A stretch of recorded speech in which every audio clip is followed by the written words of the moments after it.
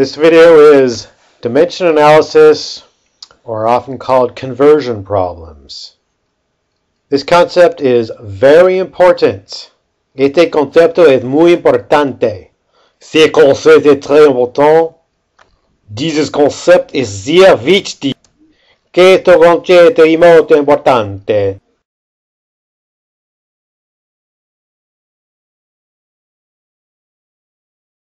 Number one, write all numbers or conversion factors as fractions. So if we have something like 5 meters per second, we want to write it as 5 meters over a second. If you have per, that's also a fraction.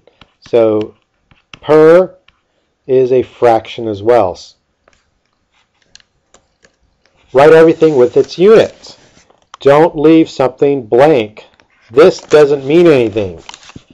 2 grams means something. So you have to put units. Dimension analysis is all about changing units. 3. Arrange conversion factors such that the unit cancels. That's what dimension analysis is all about. Canceling units. And actually, if you get good at it, with a lot of practice, it's actually quite fun. Numbers on top are multiplied.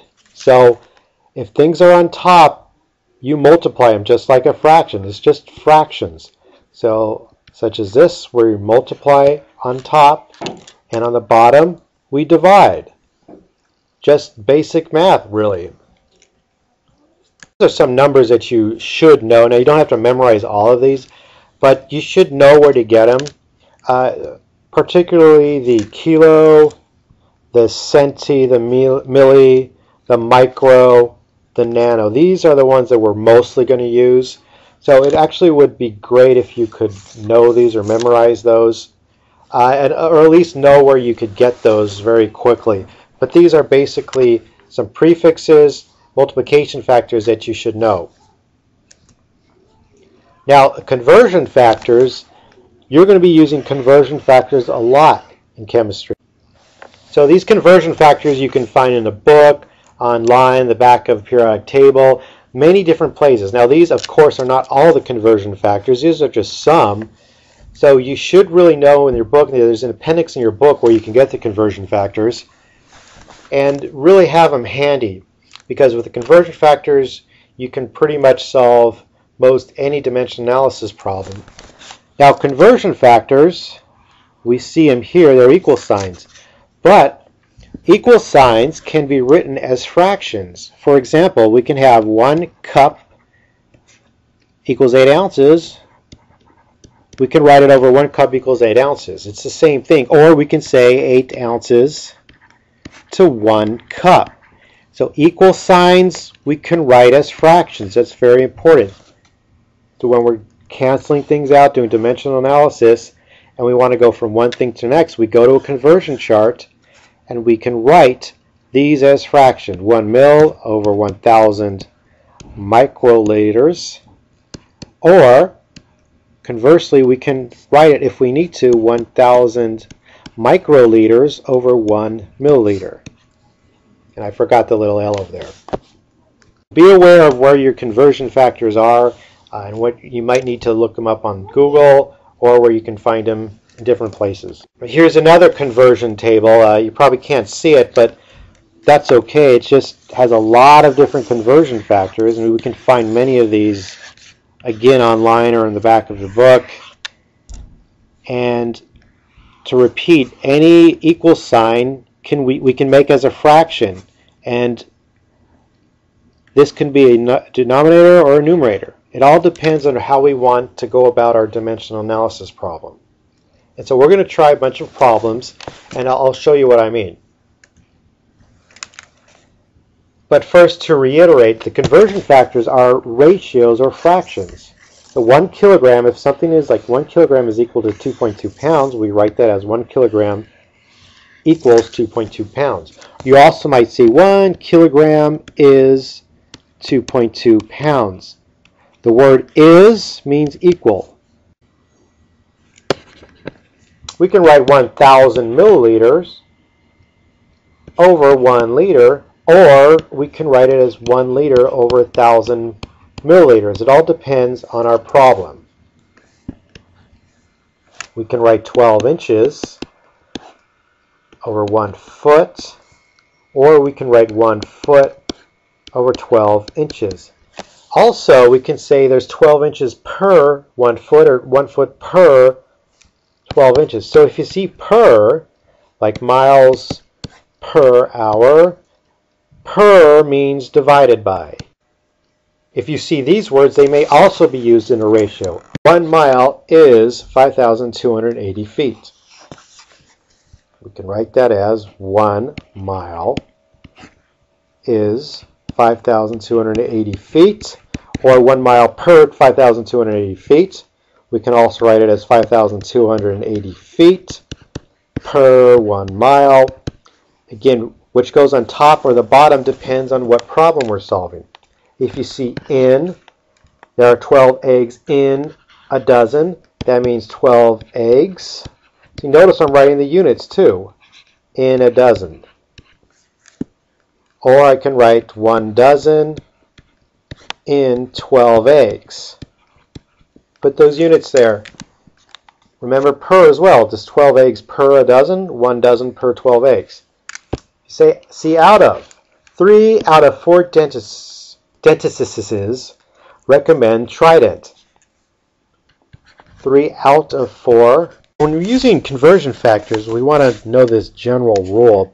The bigger unit will get a 1. The bigger unit here is a meter because a meter is bigger than a centimeter. So that gets a 1. The smaller unit, the centimeter, will get the larger number. Meaning this is 1 meter equals 100 centimeters. Okay, so this is a general rule of how you want to set these problems up. So you want to make a little railroad track. And you can do parentheses if you want. Railroad track, parentheses, it doesn't really matter. So you're going to put down what you start with here.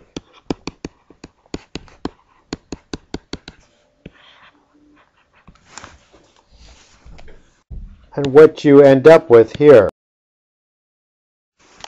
So that's what you want. Now you might have a problem that has many, many railroad tracks to it, which means you have a lot of conversions to do.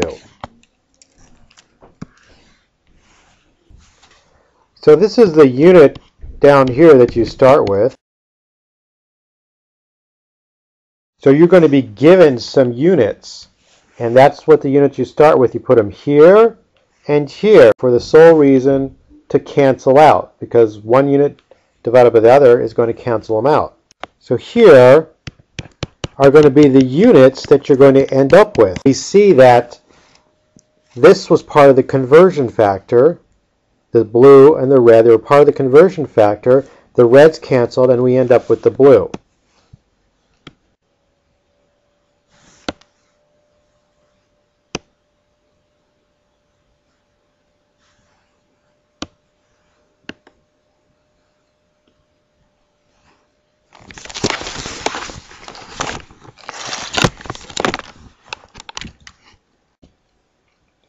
Now here are the numbers that are part of the conversion factor.